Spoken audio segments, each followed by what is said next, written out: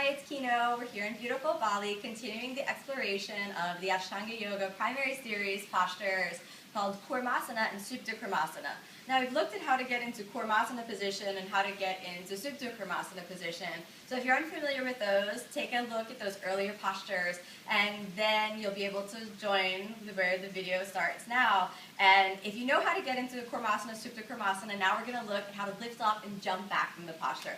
This challenging movement is all about endurance. So if you feel yourself wavering, it's primarily, well not primarily, but to a large degree something that happens in the mind, like you want to quit, you want it to be over sooner than it's over, but it's challenging to go all the way from downward dog, fully forward, fully in the posture, stay with your breath through the whole movement, and then still have the power to lift yourself off of the ground and jump back. So be patient with yourself. Practice patiently and kindly with yourself. So if you were doing the practice, you would be in downward facing dog. Look forward and inhale as you jump your feet forward and around your hands.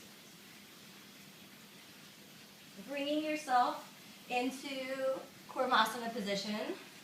Wiggling down, hands under, getting yourself nice and flat. Then picking yourself all the way up, one leg and then the other, nice and easy. And then the other, nice and easy. Getting both legs behind the head. And as soon as they're there, spread the shoulders, exhale, go down, bind your hands. Now this is the place where it's challenging because you're like, I'm there, I did it. Let it just be over, but it's not over yet. As you release, spread the shoulders, squeeze your feet more. Inhale, lift up, all right? Keep yourself in the position, keep the shoulder girdle open, then take your hands forward of your hips. And like any lift up, we're going to lean forward into the arms. So inhale, lift up, forward into the arms, head up, strong shoulders, head up, strong shoulders. Then head down, release, stretch out your legs, take the chest forward, bend your knees, one and then the other, both at the same time. Then exhale, jump back to Chaturanga Dandasana. Inhale, upward facing, and exhale, downward facing.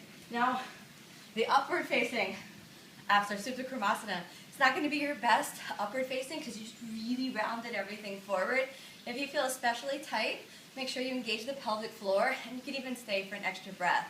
It's tempting to just breathe, breeze past that, but it'll really help the body integrate and it'll help your transition out of that big crescendo moment of getting your legs behind your head, lifting up and jumping back. Now, you don't want to overwork the strength of the posture or overindulge yourself in the feelings of flexibility. You want the posture to be a perfect balance between strength and flexibility. So keep practicing and it will definitely come. This is one of the most challenging postures. It's one of what I call the great gateways of the Ashtanga Yoga primary series.